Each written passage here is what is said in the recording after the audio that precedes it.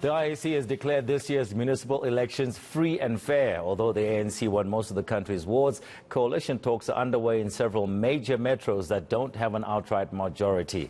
Naledi Modise, a political analyst, joins me now from Mahikeng. Naledi, very good evening. Thank you so much for joining us tonight. So many points to talk about, but I just want to look at, if you can please look into your crystal ball, if you have one, ma'am. Consequences for the failure. Let's talk about the ANC right now. They may not reach that 50% threshold. And now we have a president, Cyril Ramaphosa, who will become the first ANC president not to breach that 50% threshold. Do you think there may be consequences after all this is over? Good evening, Tony, and good evening to the viewers. I don't think that, if we're talking about consequences, I don't think that Cyril Ramaphosa is likely to face an adverse backlash, particularly from his party, from the national executive, simply because, even coming into these elections, they knew that they had an upward or a tough hill to climb. So I don't think that he's expecting any kind of maybe removal from office, maybe any kind of, let's say, just backlash, in terms of his position. I don't think that he will be held accountable solely for the performance of the ANC currently. I think that the ANC National Executive will present a united front and take on this failure, take on this disappointment as a collective, take it on, and not just leave him out to hang on his own. So earlier on, ANC Treasurer General Paul Mashatile says the party, yes, they're willing to talk in terms of coalitions, but they are not desperate. But it's also a matter of how it all looks, doesn't it? Because you also don't want to start playing the role of opposition party in too many metros.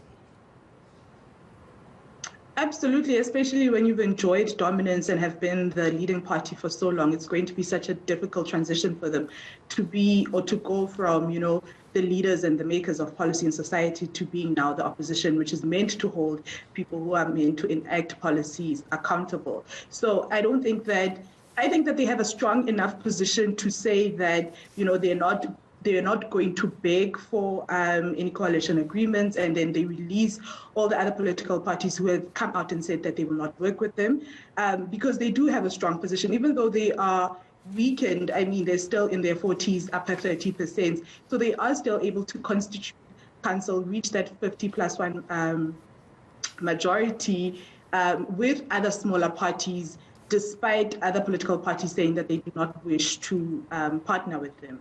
So I think that they're in a strong position to make such a statement.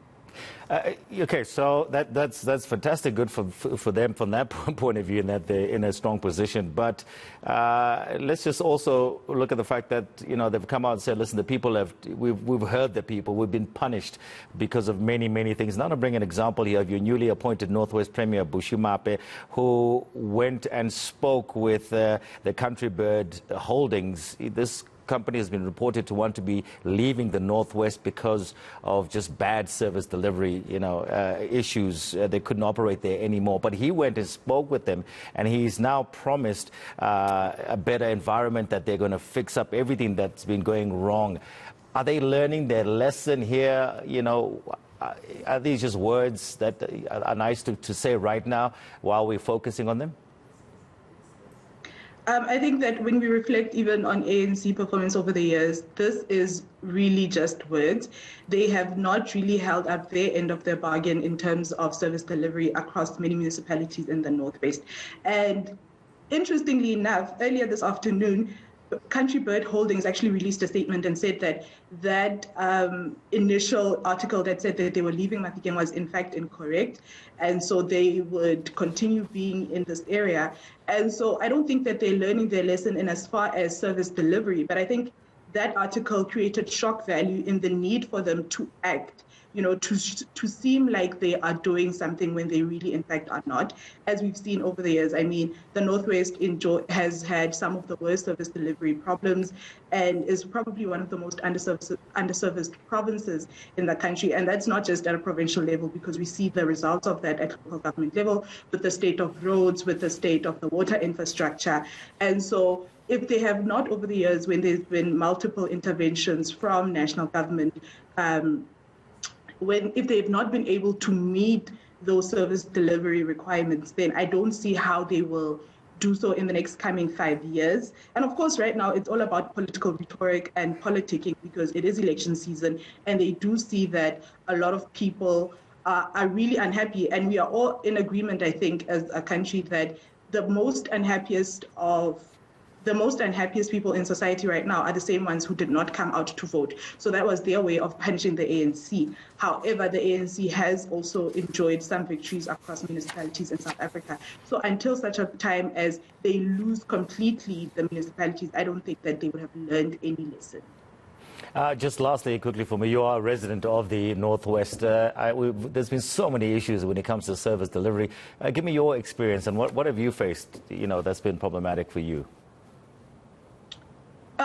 Water infrastructure. I think that in Mafikeng, we have adverse. So water we cannot have water for maybe 2 or 3 days. When the water returns and it's coming out of the tap, it's brown.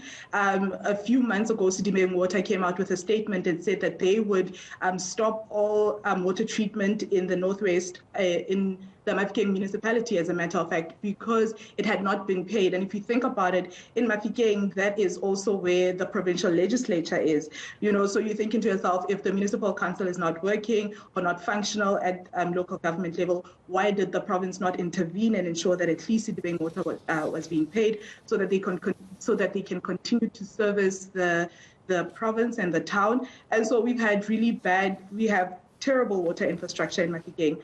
We have terrible roads. It's very difficult to drive around when, you have a very small car. It's only the people with the big vans, with the big SUVs who are able to enjoy their driving in and around this town because of the quality of roads. And that's quite unfortunate because, roads, access to, infrastructure and all of that really makes it difficult for you to continue to enjoy your life around the city if that is the condition of the infrastructure. And we all can't afford those big cars that you're talking about. Thank you so much, Naledi Modise, a political analyst, talking to us there from the Northwest, just giving us her experience on a daily basis and her thoughts as well going forward after what we've witnessed.